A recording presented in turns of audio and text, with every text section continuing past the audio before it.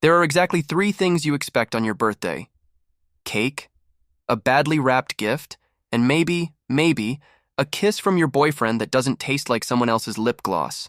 What you don't expect is to walk into a softly lit restaurant, candles flickering romantically, violin music floating through the air, and your boyfriend, my boyfriend, leaning across the table to kiss another Omega like he's auditioning for a drama series titled How to Ruin Someone's Life in 10 Seconds. I stopped walking, not because I wanted to, because my brain blue screened. My foot was still half in the doorway. The hostess smiled at me like I was about to have the best night of my life. The universe, meanwhile, was holding my beer and laughing. June's hand was on her waist. Her laugh was soft, familiar, too familiar. Oh, that's my chair, the one I'd reserved 3 weeks ago. The one I imagined sitting in while Jun gave me that crooked smile and said something cheesy like, "I'm bad at birthdays but good at loving you." Instead, he was bad at loyalty and excellent at being a disaster. For one long, silent moment, I just stared. No screaming, no crying, no dramatic plate throwing. Just me standing there thinking, wow, so this is how villains are born. Jun noticed me first. His face drained of color so fast I almost applauded. "Dao!" The Omega with him turned. She was pretty, soft features, similar build, which, honestly, rude. My mouth opened before my heart caught up. "Wow," I said, tilting my head. "At least you picked someone with my face shape. Love the commitment. Really sticking to a theme." The restaurant went silent, like movie-level silent. The girl blinked. Jun stood up so fast his chair screeched against the floor. "Dao, wait, this isn't..." I stepped closer, eyes flicking down to the hand still on her waist. "Jun," I said gently, because apparently I was feeling generous. "If you were going to cheat on me, you could have at least picked someone who didn't look like my reflection with better eyeliner." Her mouth dropped open. Jun finally let go of her like he'd just realized fire was hot. "Baby," he said. "Baby. On my birthday. Incredible." "It's not what it looks like," I laughed, out loud.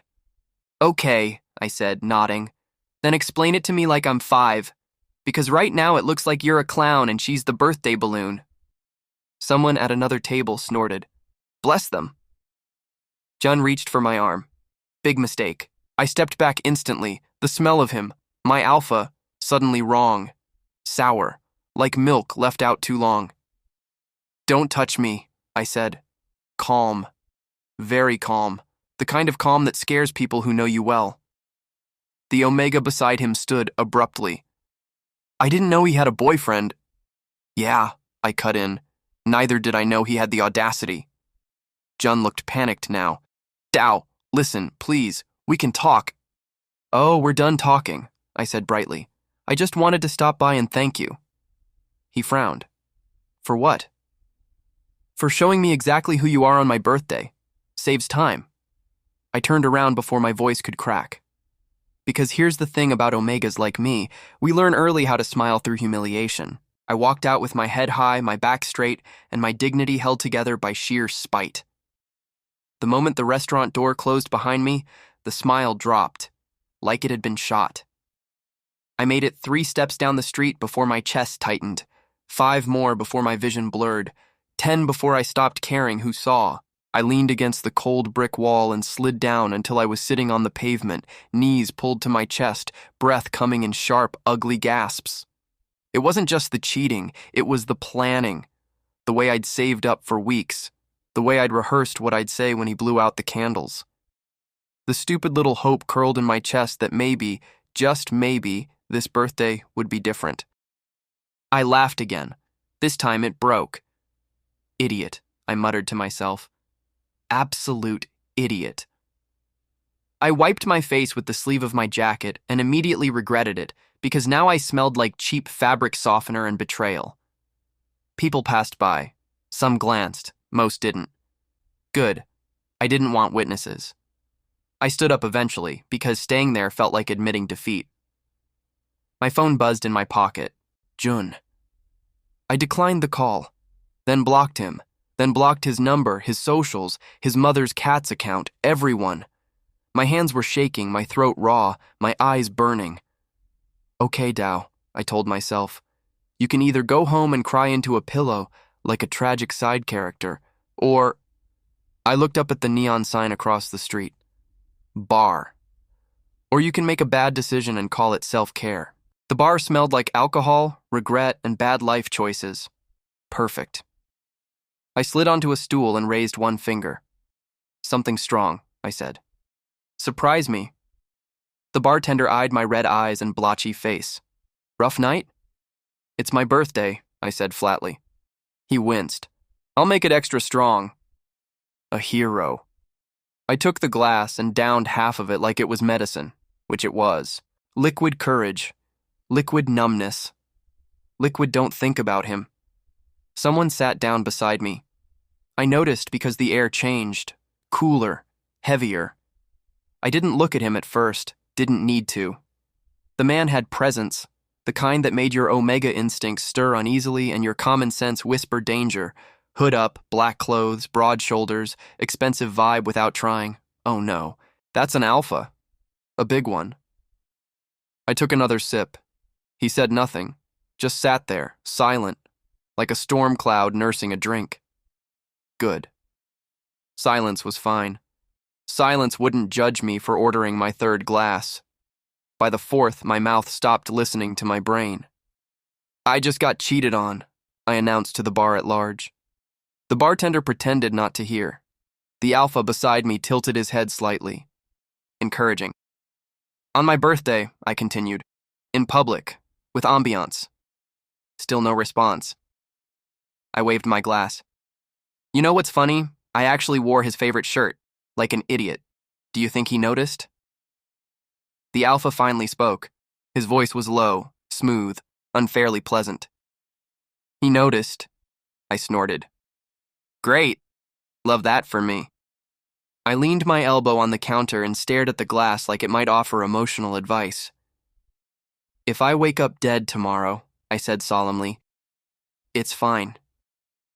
The alpha turned toward me fully now. I felt his gaze like pressure. At least I won't be single, I finished. There was a pause. Then, softly, almost amused, he said, You're dramatic. I blinked, looked at him. Up close, he was unfair. Sharp jaw, dark eyes, calm in a way that suggested he was never the one losing control. Yeah, I said. I just discovered my boyfriend is a lying cheat. Drama is my coping mechanism. A corner of his mouth lifted. Barely. What's your name? He asked. I hesitated, then shrugged. Dao. Birthday idiot. William, he said. The name settled heavy in my chest. Nice to meet you, I said. If I say something embarrassing tonight, no, you didn't hear it. I'll remember everything, he replied calmly. I laughed. That was my second mistake, because something about the way he said it made my Omega instincts hum. And that's how my birthday ended, with a drink in my hand, a stranger beside me, and absolutely no idea that my life had just walked into the bar wearing a hood. I woke up warm. Which was problem number 1. Problem number 2 arrived when I realized the warmth was human-shaped, very solid, and had an arm draped around my waist like it belonged there. Problem number 3 was the ceiling. The ceiling was artistic. High, white, with subtle gold inlays that whispered money instead of screaming rent overdue. This was not my apartment. This was not Jun's apartment. This was not any place that had ever known instant noodles or emotional instability. This was the kind of ceiling that had never heard someone cry at 3 a.m. I blinked. Once. Twice. I slowly looked down. A strong arm. Long fingers. Relaxed grip. Possessive in a casual, terrifying way. I followed the arm up. Broad chest, black shirt, unwrinkled, because of course it was. Sharp jaw, dark lashes resting against pale skin. Oh. Oh no. My brain kindly offered a highlight reel from last night. Bar lights, strong drinks, a low voice saying my name like it mattered. And then, nothing. A tasteful blackout, like my dignity politely excused itself. I swallowed. Very, very carefully, I whispered to myself, "Oh no. I accidentally slept with capitalism." The man beside me stirred. Capitalism opened one eye. I froze like a raccoon caught in headlights. His gaze focused on me slowly, lazily, as if waking up next to panicking Omegas was a daily routine for him. It was not a daily routine for me. I stayed perfectly still, didn't breathe, didn't blink. Maybe if I pretended to be dead, he'd think I was a decorative pillow. He looked at me for a long second. Then his arm tightened, just slightly, around my waist. My Omega instincts screamed. My common sense packed its bags and left. "You're awake," he said. His voice was deeper in the morning, calm, smooth, like he'd never made a bad decision in his life. I stared at him. "Unfortunately," I replied. A corner of his mouth lifted, barely, like he found that amusing but would never admit it. I pushed myself up on my elbows, then immediately sank back into the mattress because the mattress hugged me back. This bed had opinions. This bed was against my escape. I glanced around properly this time. Floor-to-ceiling windows, heavy curtains, a view of the city that said top floor and mind your manners. A bedside table with a watch that probably cost more than my existence. Okay, Dao. Breathe. He sat up, unbothered by the fact that I was internally screaming. The sheet slipped down just enough to reveal forearms corded with muscle. I looked away, respectfully, fearfully. "You don't remember?" he asked. "Sir," I said, "I don't even remember my PIN number right now." That earned me a soft huff of breath, possibly a laugh. Hard to tell with men like him. "I'm William," he said simply. The name hit me like a bucket of ice water. Not because it was unfamiliar, because it was very familiar. My head snapped back to him. "You're—" I stopped myself, lowering my voice like the walls might snitch. "You're that William?" He tilted his head. "That depends on who's asking." "The richest mafia boss in the city," I said faintly. "Cold, untouchable, ruins lives before breakfast." He considered that. "That description is exaggerated." I laughed. It came out a little hysterical. "Great," I said. "So I didn't heal. I upgraded trauma." His gaze softened. Not a lot, but enough that I noticed. "You're safe," William said. "Safe." The word did something strange to my chest. I scoffed. "Statistically unlikely?" "You woke up," he replied calmly. "In my bed, with clothes on. That should help your odds." I glanced down, fully dressed, shoes gone, jacket folded neatly on a chair like it had manners. Oh, that actually did help. Still. "So," I said slowly, "just to clarify, we didn't, you know." "No," William said without hesitation. "You fell asleep halfway through a sentence about how cake is a social construct." I blinked. That tracks. He studied me. Not like Jun used to, quick, distracted, already looking for the exit, but like he was actually seeing me, taking inventory, measuring something invisible. "You're quieter than last night," he said. "I'm hungover and in the lair of a powerful alpha," I replied. "Give me time." His lips curved. This time it was unmistakable. "You're blunt," he said. "Trauma response," I shot back. I waited until he stood and moved toward the window before I made my move. Very smooth, very subtle. I slid out of bed, wincing as my feet hit the cold floor. Tiptoed toward the door like I was in a spy movie, except I was wearing borrowed socks and fear, one hand on the handle. Freedom was so close. The door opened and immediately revealed two men in black suits standing perfectly still, staring straight ahead like they'd been rendered 5 minutes ago. NPCs. Actual NPCs. They turned their heads in sync. "Good morning," one said politely. I slowly closed the door. I turned around. William was watching me, arms crossed, expression calm, Not surprised, not angry, just amused. Did you enjoy the view? He asked. My fight or flight chose flight, I muttered. It was ambitious. He took one step closer. Sit. The word hit my Omega instincts like a command straight to the spine. I sat, instantly, on the edge of the bed. My mouth moved before my pride could stop it. My independence lasted 14 seconds. William's eyes darkened with something like satisfaction. Impressive, he said dryly. Most last less. I glared at him. You can't just say things like that. I can, he replied. And you listened. I opened my mouth to argue, then closed it. Because, yeah, I had. Silence settled between us. Not awkward, heavy, charged. You can leave, William said finally. No one is keeping you. I stared at him. You say that, but your house has boss music. His lips twitched.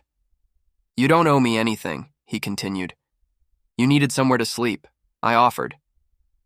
And the guards? I asked. For my peace of mind. Right, I said. Nothing says casual one-night rescue like armed escorts.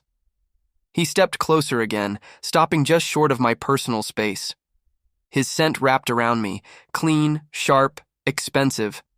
Alpha in a way that didn't shout, didn't push, just existed. You were hurting, William said quietly. I don't like seeing that. I swallowed. My jokes lined up in my head, ready to fire. None of them came out. Thank you, I said instead. His gaze held mine, steady, intent. You deserve better than what you were given last night, he said. My heart did something stupid. I stood up quickly, needing space, air, control. I should go, I said. Before I make another terrible decision. William nodded. I'll have a car take you. I paused, looked back at him. William? Yes, Dow. The way he said my name, slow, deliberate, sent a shiver straight down my spine. I really hope I never see you again, I said sincerely. He smiled, soft, dangerous, certain. I don't. And somehow, that terrified me more than waking up in his bed ever could. I should have left. That was the logical thing, the healthy thing, the not getting involved with a mafia boss thing. Instead, I was still standing in William's penthouse, wearing borrowed socks, holding my jacket like it might protect me from poor life choices. William watched me quietly, like he had all the time in the world, which, annoyingly, he probably did. Stay here until you're safe, he said. I laughed. Automatically. A reflex. Safe from who? I asked. My ex? My bad decisions? My dignity? All of them, William replied without missing a beat. I stared at him. You know when someone says something so calmly, so confidently, that your brain short-circuits trying to argue? Yeah, that. I don't need protection, I said, because pride is a disease and I'm a chronic patient. William stepped closer. Not threatening, not crowding, just present. You walked into a bar last night bleeding from the inside, he said softly. You drank like you wanted to disappear. Rude, accurate, unnecessary. I was having a moment, I muttered. You were alone, he corrected. I don't like that. My Omega instincts curled. Unhelpful traitors.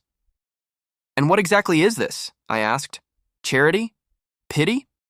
No, he said firmly. An arrangement. I narrowed my eyes. Oh, a deal. That's comforting. Nothing has ever gone wrong with a mafia deal. He almost smiled. You stay, William said. You recover. No one touches you, no one bothers you. When you're ready, you leave. And the catch? I pressed. There is none. I scoffed. That's a lie rich men tell before the fine print eats you alive. His gaze softened. You don't owe me your body, your loyalty, or your silence. I swallowed. Then why? I asked quietly. William's voice dropped. Because I want you safe. My heart did that stupid flutter again. I hated it. Fine, I said after a moment. But if this turns into a villain origin story, I'm haunting you. Deal, he said. I agreed. Suspiciously. I expected rules, curfews, surveillance, maybe a handbook titled How Not to Die in a Mafia House. What I got instead was breakfast. A very rude breakfast. A table longer than my future, set with plates I was afraid to touch. Fresh fruit. Eggs that looked like they'd been emotionally supported. Bread that definitely had a therapist. I sat down slowly, like the food might attack me. William took the seat across from me, already composed, already unreadable. I poked a piece of toast. Did you season this with money? I asked. Why is it delicious? That's butter, he said. Suspicious, I muttered, then took a bite. Oh, wow. My soul left my body briefly. This toast has no right to be this good, I said.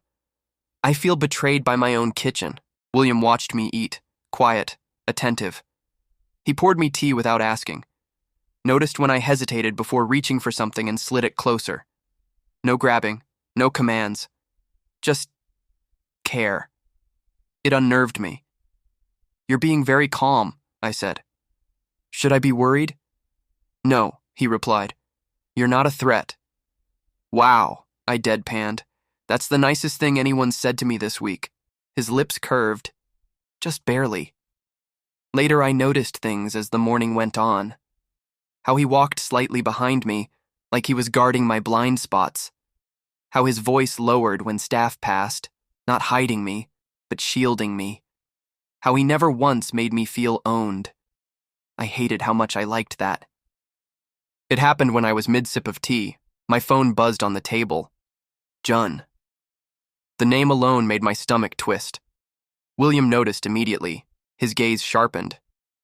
You don't have to answer, he said. I stared at the screen. Jun's calling felt like poking a bruise just to see if it still hurt. Spoiler, it did.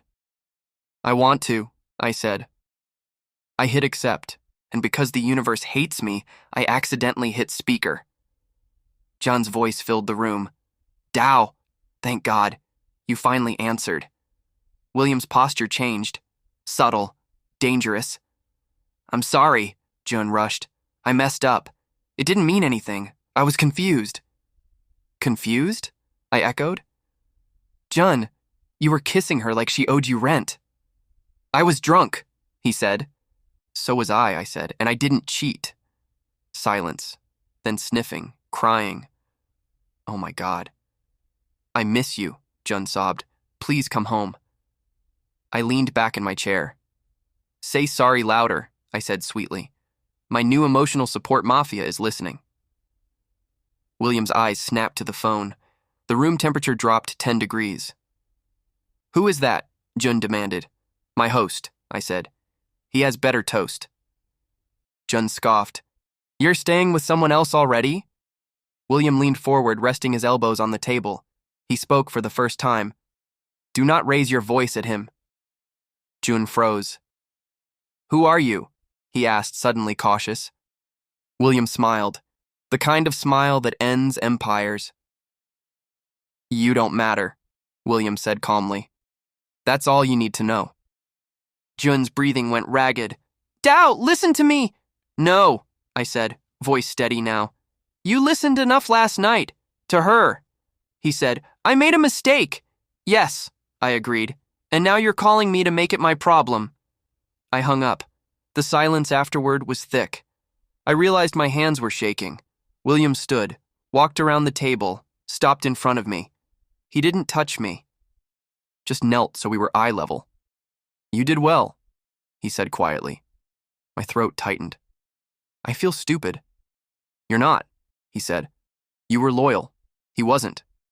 I laughed weakly. Wow, validation. In this economy? He reached out then. Slow. Careful. Gave me time to pull away. I didn't. His hand rested over mine. Warm. Steady. If you stay, William said softly, no one will ever make you feel small again. I looked at him. At the calm strength, the certainty, the dangerous promise wrapped in kindness. You're terrifying, I said. His thumb brushed my knuckles. I'll be gentle, he replied. Unless someone hurts you. My Omega instincts purred. My brain screamed. And somehow, for the first time since my birthday, I didn't feel like I was falling. I felt held, which was infinitely more dangerous. Returning to my apartment felt like visiting a crime scene. Nothing was technically broken, but everything felt violated. The couch where Jun used to sprawl like he paid rent. He didn't. The mug he claimed was ours. It was mine. The air itself still smelled faintly like him, cheap cologne and audacity. I told myself I was only here to grab my things. Clothes, documents, dignity scraps. In, out. No drama. The universe once again disagreed.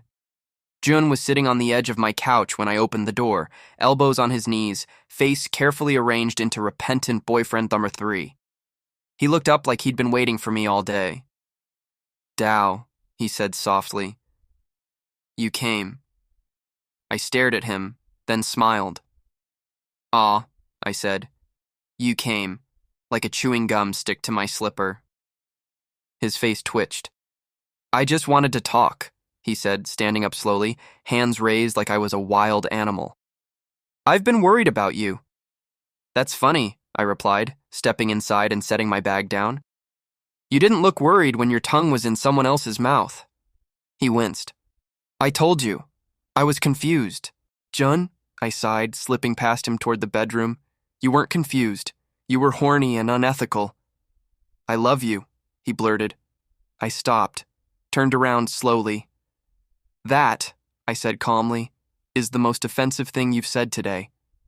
His eyes went shiny. Tears. Oh no, not the tears. I made a mistake, he said. I'll do anything to fix this. His fingers closed around my wrist, every muscle in my body locked. I snorted. Great. Start by leaving. He reached for me. Bad idea.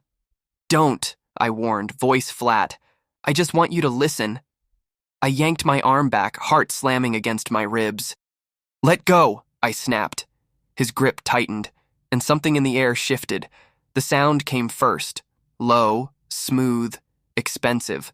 A car engine idling outside like a predator purring. Jun frowned. Do you have company? Before I could answer, the front door opened behind me. Heavy footsteps. Then silence. The kind of silence that presses down on your spine. I turned. Black suit. Perfect cut. Long coat. Calm posture that screamed control. William stood in my doorway like death had hired a stylist. 2 steps behind him, guards fanned out, blocking the exits with professional indifference. Jun's grip loosened. Who the hell is that? He demanded, voice cracking. I exhaled. Oh. He came. My heart did something deeply inconvenient. My rebound, I said lightly. He's rich and morally ambiguous. William's gaze flicked to my wrist, then to Jun's hand. The temperature dropped. Release him, William said. Not loud, not angry, certain. Jun laughed nervously. This is between me and my boyfriend. William took 1 step forward. Jun let go immediately. There it is. I rubbed my wrist, adrenaline buzzing under my skin. Jun backed away. Who are you? William didn't look at him. He looked at me. Are you hurt? He asked. I blinked. No, I said. Just annoyed. His eyes softened. Just a fraction. Then he turned back to Jun. Touch him again, William said calmly, and lose the hand. Jun paled. You can't just threaten me. William tilted his head slightly. I can, and I will. My brain short-circuited. Because, listen, I was in danger, yes. But also, that was hot. I leaned closer to William and whispered, I hate that I'm blushing. I hate it so much. His mouth curved. Barely. Jun sputtered, Dao, this guy is crazy. You don't know him. I know, I said cheerfully. That's the appeal. William placed a hand on my lower back. Possessive, protective, solid, mine. The realization hit me like a punch. June's voice rose. "You're making a mistake." William spoke over him, voice smooth as steel. "You forfeited your right to speak to him the moment you betrayed him." Jun laughed, sharp and ugly. "You think he'll stay with you? Omega's like him?" I felt William's hand tense. Before I could stop myself, I stepped forward. "Omega's like me," I said softly. "Don't forgive cheaters." Jun looked between us, panic setting in. "This isn't over," he hissed. William smiled. "Yes," he said. "It is." John fled, actually fled, out the door, past the guards, gone. The apartment felt smaller without him, cleaner. I sagged slightly, adrenaline crashing. William turned to me immediately. "You shouldn't have come alone," he said quietly. "I didn't plan on a hostage situation," I muttered. He brushed his thumb over my wrist, checking gently. The touch made my breath hitch. "I won't let him near you again," William said. I looked up at him. "You keep saying things like that," I said, "and my therapist would have questions." His gaze held mine. "I don't make promises lightly." Silence stretched between us. Then I laughed. "I came here for socks," I said, "and now my ex thinks I'm dating the devil." William leaned closer, voice low. "You're under my protection now, Dao." My Omega instincts curled tight. "You say that like it's permanent." "It can be," he replied. My heart stuttered. I swallowed. "Okay," I said carefully. "Just so we're clear, I'm sarcastic, emotionally unstable, and prone to making jokes in life-threatening situations." William's lips brushed my temple as he murmured, "All flaws I'm willing to keep." I froze. Oh no. This wasn't a rebound. This was a claim. And judging by the way my body leaned into his without permission, I was already in too deep. I realized my heat was coming the same way I realize most bad things in my life. Too late, with symptoms, and absolutely no dignity. It started with warmth. Not the cozy kind. The "why does my skin feel like it's betraying me" kind. My thoughts went fuzzy around the edges, like my brain had been gently wrapped in cotton and bad decisions. I was standing in William's kitchen, pretending to be a functional adult, holding a glass of water I had already forgotten to drink. Something was wrong. I shifted my weight, then again, then pressed my thighs together and immediately regretted being alive. Oh, no. No, no, no. I inhaled sharply, and that was mistake number 2, because the air tasted different. Sweeter, thicker, like my own scent had turned against me. Heat. Right now. Of course. Absolutely not, I muttered. I did not schedule this. William looked up from the counter. The moment his eyes met mine, I knew. His pupils dilated. His posture shifted, not aggressive, not sudden, but alert, focused, like a predator noticing movement in tall grass. Oh, God. He took one step closer and paused. The air changed. His scent brushed against me, cool, grounding, pine and steel, and my Omega instincts lit up like they'd been waiting their whole life for this exact moment. I backed up instantly. No, don't smell me like that," I said, pointing at him accusingly. "I'm not a candle." William stopped. Fully, hands relaxed at his sides. "Your heat started," he said calmly. "Yes," I snapped, "against my will." "You should sit," he said gently. "I should flee the country," I replied, but my knees wobbled, traitors that they were. William was there in a second, not touching, just close enough that I felt supported without being trapped. "I've got you," he murmured. My brain melted a little. That was unfair. "I don't need," I started, then swallowed hard as another wave hit. "Okay, I need several things, pants being one of them." He guided me toward the bedroom with infuriating ease. No rushing, no commanding, just presence. By the time I was sitting on the bed, breathing like I'd run a marathon I never signed up for, William was already moving with quiet efficiency. He returned with a tray. Meds, water, soft blankets, pillows, things that looked suspiciously like comfort items. I stared, then stared harder. "Why do you have emergency Omega supplies?" I demanded. He didn't even hesitate. "Because I don't lose what I want." My heart skipped. I hated that my body liked that sentence. "You're dangerously prepared," I muttered.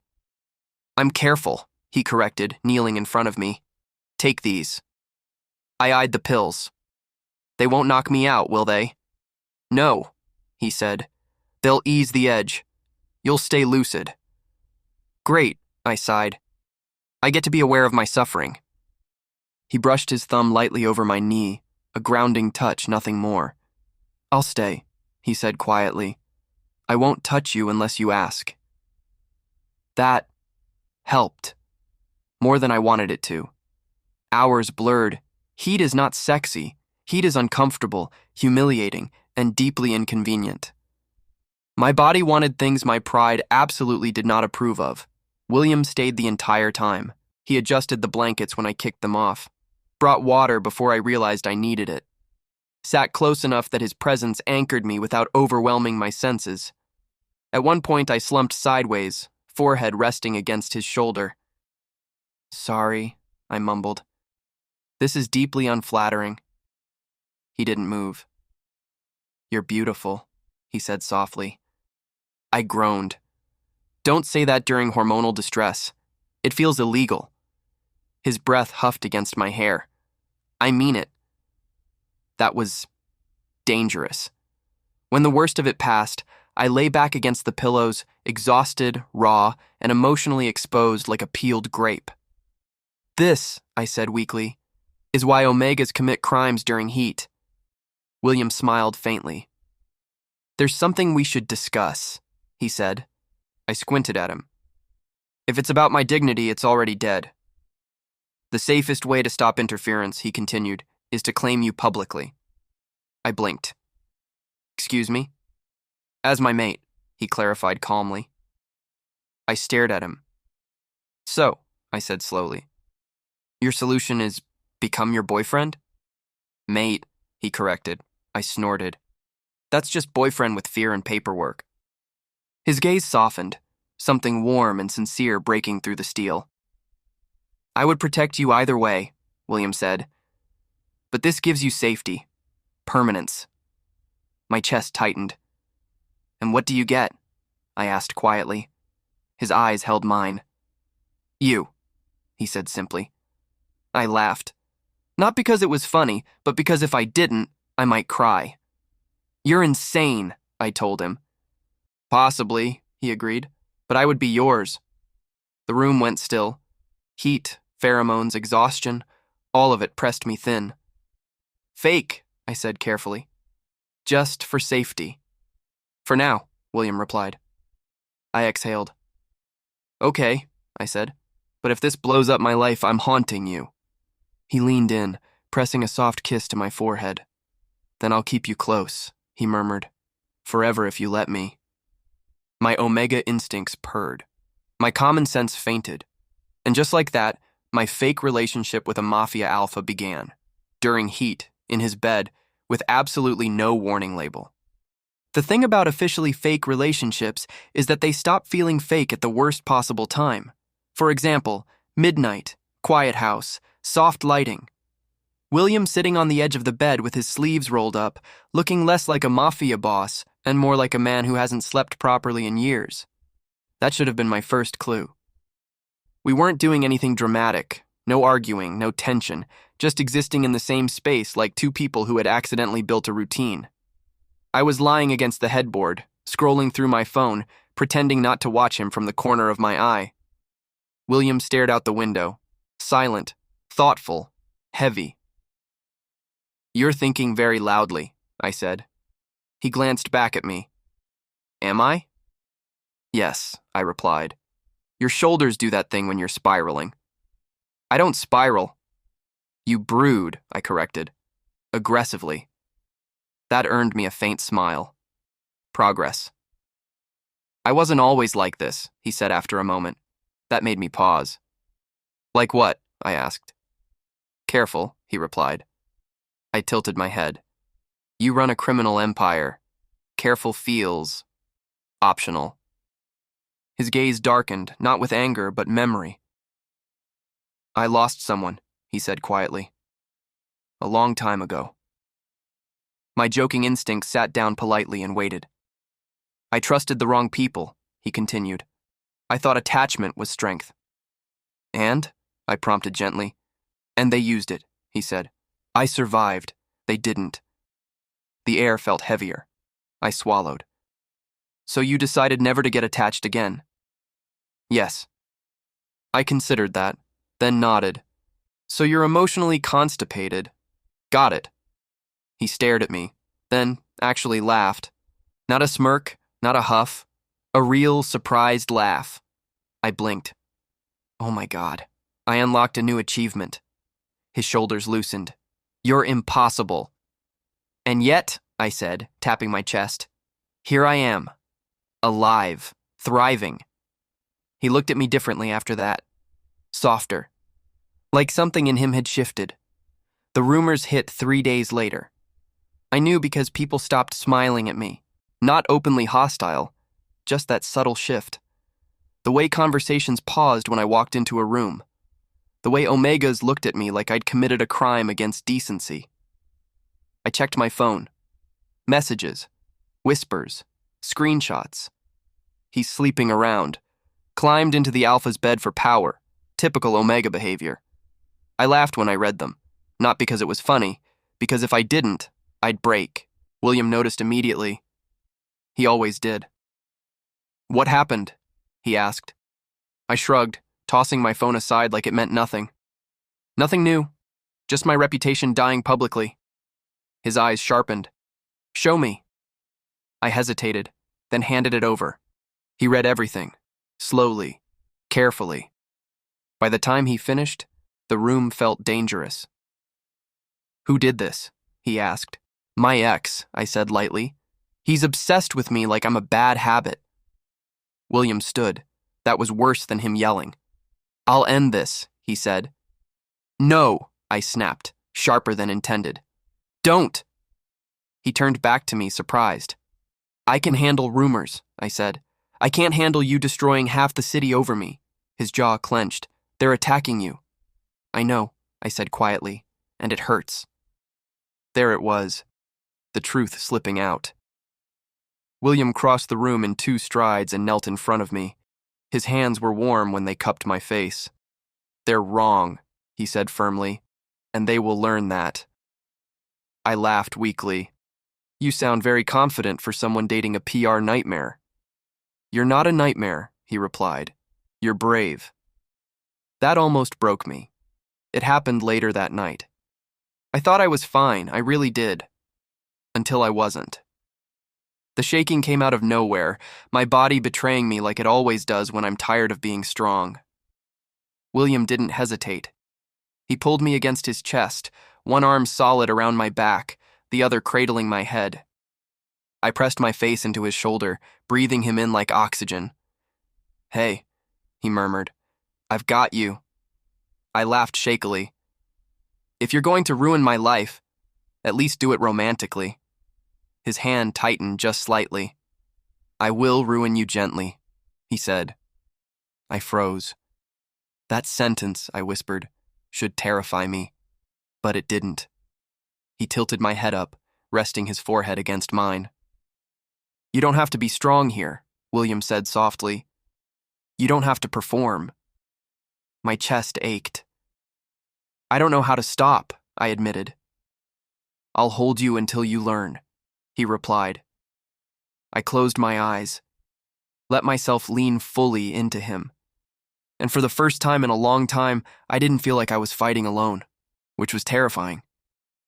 Because somewhere between rumors, laughter, and quiet confessions, my fake relationship had crossed into something dangerously real, and I wasn't sure either of us knew how to step back anymore.